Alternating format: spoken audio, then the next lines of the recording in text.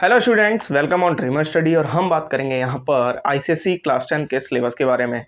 उससे पहले हम एक बात बोलना चाहेंगे, भले ही आप वीडियो को 2x पर देखिए, और एक चीज़ और भी कहूँगा, कैसे भी करके आप देखिए, आप लोग के लिए जो है इफेक्टिव होने वाली है। सेशन 2025 की बात करेंगे। सेशन कोई भी हो, जब भी वो स्टार्ट होता है तो यहाँ पर एक कई कुछ बातें होती जो हमें अपने आप में ध्यान रखनी चाहिए, और हमें स्टार्टिंग में ही चीज़ों को ऐसे समझना चाहिए कि बाद में हमारे ऊपर चीज़ों पे प्रेशर ही ना आए। क्लियर? जैसे आईसीएसई आपसे बोल रहा है पढ़ने को, आप लोग वैसे ही पढ़ें तो कहीं ना कहीं बहुत ही ईजियर रहेगा। इस बार का भी जो क्वेश्चन पेपर आया था 2024 का, वो भी जो है बहुत ज़्यादा टिपिकल नहीं था। क्वेश्चन में वैरायटी काफ़ी अच्छी थी, उन्होंने कुछ बहुत सारी अच्छी अच्छी चीज़ें दी थी, बट जिनका कॉन्सेप्ट क्लैरिटी था वो 80 आउट ऑफ 80 भी करके आए हैं इस बार। तो चलिए शुरू करते हैं, सिलेबस डिस्कस करते हैं और उसके बाद कुछ इंपॉर्टेंट बातें करते हैं। अच्छा, देखते हैं यहाँ पर ओवरऑल आपके हैं 12 चैप्टर्स। कितने हैं?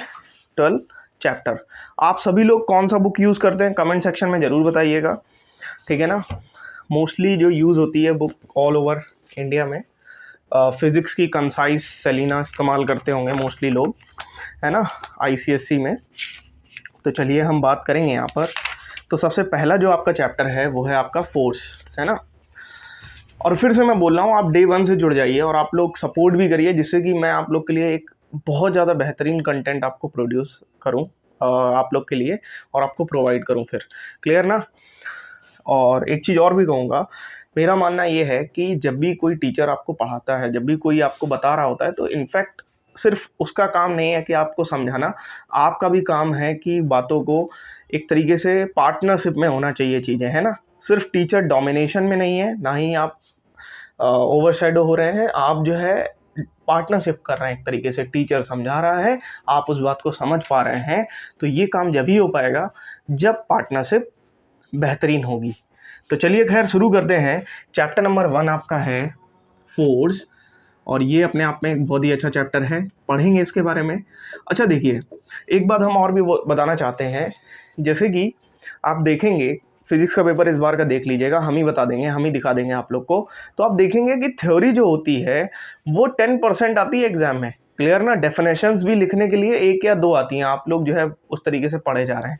तो जो लोग भी इस तरीके से पढ़े जा रहे हैं, जिन्होंने इस तरीके से पढ़ा है 9th स्टैंडर्ड में, हमें लगता है कि उनको फिजिक्स के लिए अपनी अप्रोच चेंज करनी पड़ेगी। और मैं ये दावे के साथ कह सकता हूँ, आप लोग जो है प्रॉपर सपोर्ट करेंगे तो मैं जो है 100% कंटेंट अपलोड करूँगा, ठीक है ना। तो एक चीज़ है कि आप लोग को किस तरीके से अप्रोच करनी चाहिए, इस बात को भी हम आपको बताएंगे और आपके लिए पूरा कंटेंट बनाएंगे। क्लियर ना? चलिए, अच्छा, बहुत कम इनपुट में कैसे मैक्सिमम आउटपुट देखा जाए, इस बात पर गौर करेंगे। अच्छा, पहली बात तो सिलेबस पूरा देखिएगा, ठीक है ना। Work, power and energy.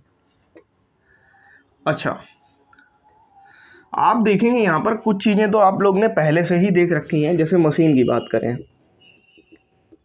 तो मशीन जो हो गया, मशीन्स, है ना।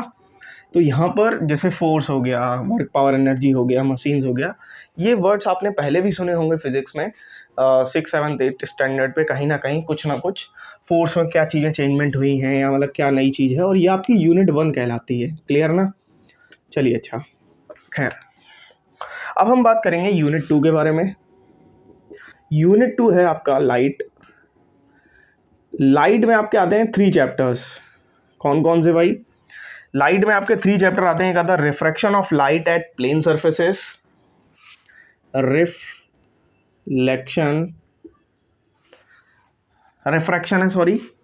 Refraction of light plane surfaces, and second one is क्या है भाई? Refraction through lens. Refraction through lens. आप देखेंगे यहाँ पे कई सारी बातें हैं जो आप लोग जो है बहुत पहले पढ़ चुके होंगे। देखिए, मेन बात है कंटेंट को पढ़ना और उसके बारे में जितने क्वेश्चन आप लोग बना सकते हैं, ठीक है ना। आखिरी के लिए जब आपके आखिरी में एग्जाम हो तो आपको कुछ भी मतलब केवल एक एफर्ट सिर्फ इतना लगाना पड़े कि हाँ, फिजिक्स में बस एग्जाम देने जाना है, बस इस तरह का होना चाहिए। तो ये गारंटी हम आपको दे रहे हैं कि आप क्वेश्चन बनाने लगेंगे, डेफिनेटली बनाने लगेंगे, ठीक है ना। बहुत कोई बड़ा टास्क नहीं है, कहाँ से क्या पूछा जाता है, किस हद तक पूछा जाता है, क्या लेवल रहता है, सब बातों पर डिस्कस करेंगे। स्पेक्ट्रम, ठीक है ना। Refraction through plane surfaces, refraction आपने क्लास 8 स्टैंडर्ड में पढ़ा होगा आई होप, है ना। जब भी कोई लाइट रेयरर से डेंसर मीडियम में जाती है, it bends towards the normal, है ना। लेंस वाला जो है ये थोड़ा सा नया एड ऑन हुआ है, कुछ स्कूल्स में ये पहले ही बता दिया जाता है, तो ये भी एक एडवांटेज है। बाकी नहीं भी बताया जाता कोई बात नहीं है, 8th स्टैंडर्ड में ही इस बात को पढ़ा दिया जाता है। स्पेक्ट्रम, स्पेक्ट्रम में हम लोग लाइट के नेचर के बारे में, मतलब किस तरह की फ्रिक्वेंसी, किस तरीके का वेवलेंथ होता है, कहाँ पर, जैसे कोहरा जब होता है तो, कोहरा जानते होंगे, फॉग जो होता है जब होता है तो हम लोग कौन सी लाइट का इस्तेमाल करते हैं। चलिए अच्छा, ये यूनिट नंबर 2 हो गई। इसके बाद हम बात करेंगे यूनिट नंबर 3, यूनिट नंबर 3 जो कि है साउंड। क्लियर ना। चलिए अब हम बात करेंगे यूनिट नंबर 7। अच्छा, साउंड की अगर हम बात करेंगे तो साउंड में आपको कुछ चीज़ें आपने पहले भी पढ़ रखी हैं साउंड के बारे में, है ना। यहाँ पर आप देखेंगे तो आपको कुछ चीज़ें नहीं मिलेंगी, जैसे कि टाइप्स ऑफ साउंड क्या होता है ना, कितने तरह के वाइब्रेशंस होते हैं, टाइप्स ऑफ साउंड बोल रहा हूँ, वाइब्रेशंस कितने टाइप्स के होते हैं, है ना। उसकी एक कंडीशन होती है, उस पर बेस्ड क्वेश्चन एग्जाम में 100% आता है, 100%, ठीक है ना। तो इन सब बातों को ध्यान रखना बहुत ज़रूरी है। चलिए अच्छा, अगली यूनिट है electricity and magnetism. Electricity,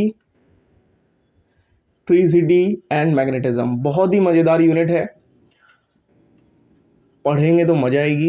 electricity में तो अच्छे खासे न्यूमेरिकल्स भी हैं, तो कहीं ना कहीं ये अपने आप में इंटरेस्टिंग है, काफ़ी अच्छा लगेगा आपको जब पढ़ेंगे आप, ठीक है ना। तो अगर हम इसके चैप्टर की बात करें तो पहला चैप्टर आपका इलेक्ट्रिसिटी,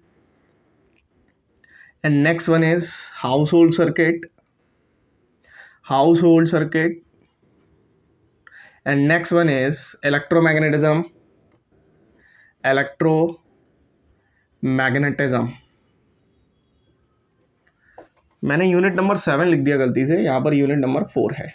ओके, अब हम बात करेंगे यूनिट नंबर 5 की। तो यूनिट नंबर 5 में आपका आएगा हीट, सीधे सीधे आपका हीट आएगा, इसी को हम लोग बोलते हैं कैलोरीमेट्री। इस यूनिट का नाम कैलोरीमेट्री भी कॉल करते हैं। तो यहाँ पर यूनिट हीट है और चैप्टर का नाम है कैलोरीमेट्री। तो ये हो गया आपका 11 number chapter. And unit number 6 जो है आपकी वो है मॉडर्न फिजिक्स, ठीक है ना, मॉडर्न फिजिक्स। चलिए अच्छा, तो मॉडर्न फिजिक्स की अगर हम बात करेंगे तो मॉडर्न फिजिक्स में आपका एक ही चैप्टर है जिसको हम बोलेंगे रेडियो एक्टिविटी। देखिए होता क्या है, सबसे पहले जब हम कोई चीज़ पढ़ना शुरू करते हैं तो उससे पहले हमें सिलेबस पता होना चाहिए। आई होप आप लोग को पता करना बहुत ज़रूरी भी है, और आप लोग जब भी मतलब ये कंटेंट शुरू करने से पहले सिलेबस डिस्कशन बहुत ज़रूरी है।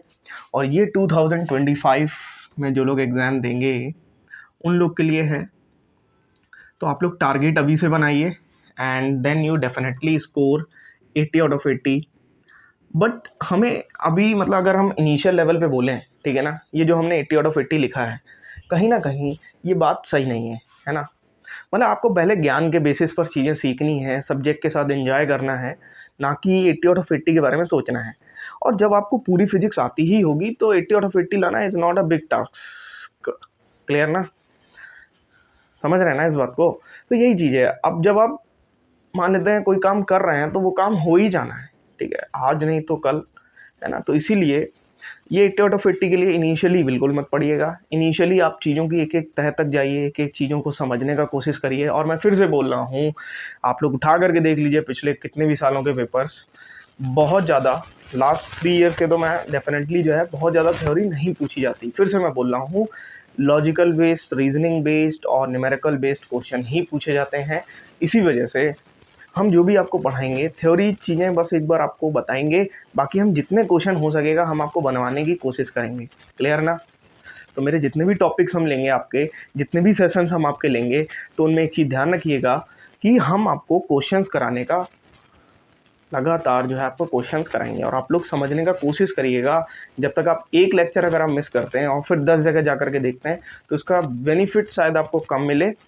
देख सकते हैं 10 जगह, अपॉर्चुनिटी अच्छी है, आपके पास समय है अभी, लेकिन 10 जगह से 10 बातें 10 कन्फ्यूज़न से अच्छा है कि आप लोग चीज़ों को बेहतर तरीके से समझें और खुद से करने का कोशिश करें। क्लियर ना? चलिए अच्छा, तो ये सब तो बातें हो गई। अब हम लास्ट में एक बात कहेंगे कि गौतम बुद्ध ने एक बात कही थी, क्या आप कर चुके हैं ये ज़रूरी नहीं है, क्या करना बाकी है इस बात पर विचार करना बहुत ज़रूरी है।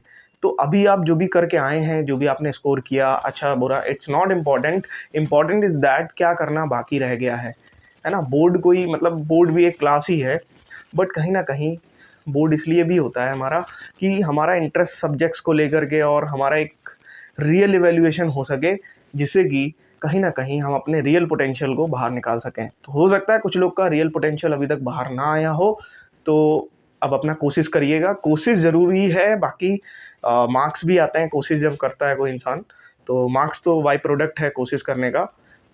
तो इस वीडियो में हम इतना ही रखते हैं, मिलते हैं एक नेक्स्ट वीडियो में।